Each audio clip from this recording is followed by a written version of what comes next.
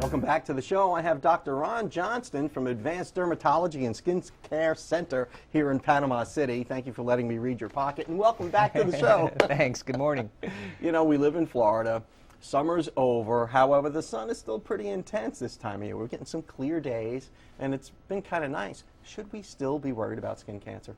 Oh, absolutely. You should always be worried about sun protection, especially in the south. You're getting sun. I mean, it's sunny here 300 and whatever days a year, so you should always be worried about sun protection. So I encourage my patients to always wear a sunscreen. I mean, in women's makeup now and moisturizers, almost everything's got a little bit of sunscreen in it, SPF of 15. And the more you use it, because the damage the sun causes is cumulative. So it's the 15 minutes here, it's the 20 minutes here, it's the 5 minutes walking the dog.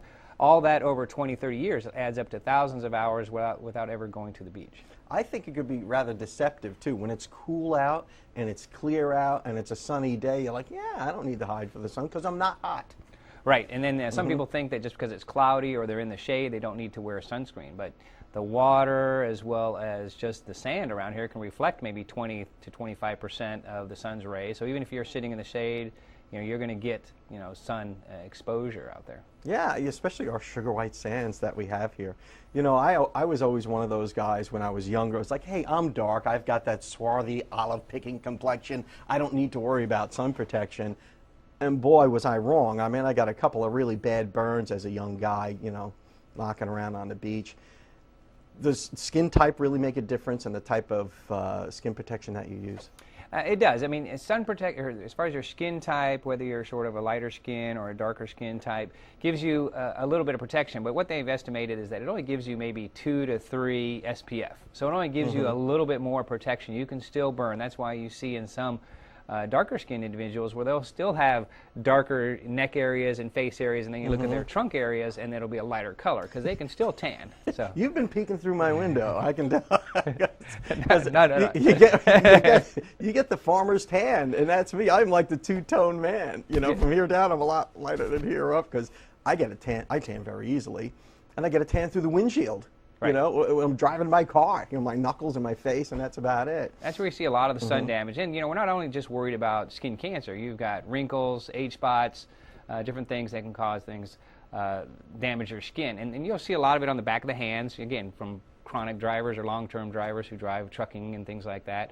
And then a lot of the damage you'll see is on necks of individuals. You know, sometimes women or people do a good job with their face, but they don't protect their neck or their upper chest area, where they get a lot of sun exposure, and so you'll see a lot of sun damage on the neck, and then you'll see some nice skin underneath where your chin protected you, but so you'll see sort of a V of the sun damage. Wow. So beside protecting yourself from that with sunblock, what's the remedy for that once your skin is damaged like that? Well, once your skin is damaged, I mean, obviously we try to encourage prevention further. So we try to encourage using daily sunscreen, putting on sunscreen every 2 hours when you go out. Use the appropriate sunscreen in the appropriate amount, which means applying it every 2 hours, and using about a nickel size to treat something like your face.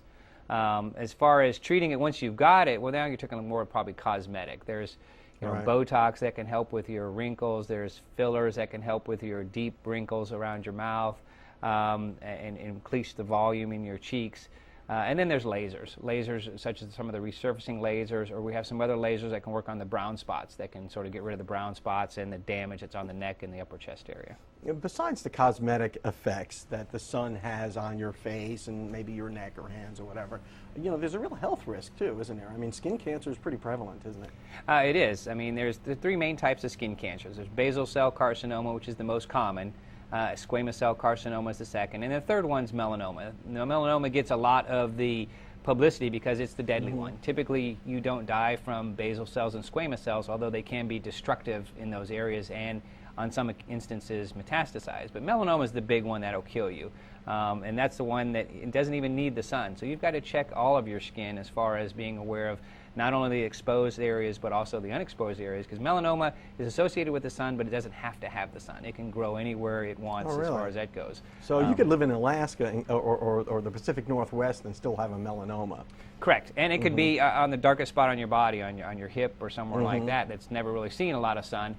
So again, it's important. But sun does play a factor as far as increasing your risk, as well as your skin type. Lighter skin types, red hair, light colored hairs, you know, you're going to have more of a risk than a person. what should we be looking for? How would we do like a self-inspection? And what are the things we should keep an eye out for? I try to encourage that you do a skin inspection about once a month. If you don't do it at least once a month, first of all, you won't know what's changed or what's new. And I try to keep it simple. You hear the A, B, C, Ds of looking for your skin, which is asymmetry, border, color, diameter. I try to keep it a little bit more simple for my patients say, look, just look for anything that's new or look for anything that's changing. And change can include size, color, shape, it itches, it bleeds, anything like that. Basal cells, squamous cells will typically be hard crusted areas or places that just don't heal, they bleed very easily, never go away, and those are more indicative of those types of So that would look sort of like a beauty mark that's run amok or a melanoma a or a mole. pigmented lesion will be something like that. That'll be just looks a little darker than your other moles, it's growing, it just looks irregular colored. Those are ones you definitely want to get checked. So the good rule of thumb is just look for any strange changes or anything that might cause discomfort and have your doctor take a look at it. Absolutely. Get your doctor to take a look at it or get referred to a dermatologist and let us take a look at it. Dr. Ron Johnston from Advanced Dermatology and Skincare Center, thanks so much for coming on the show and getting us smart about our skin. Thank you. And we'll be right back after these messages.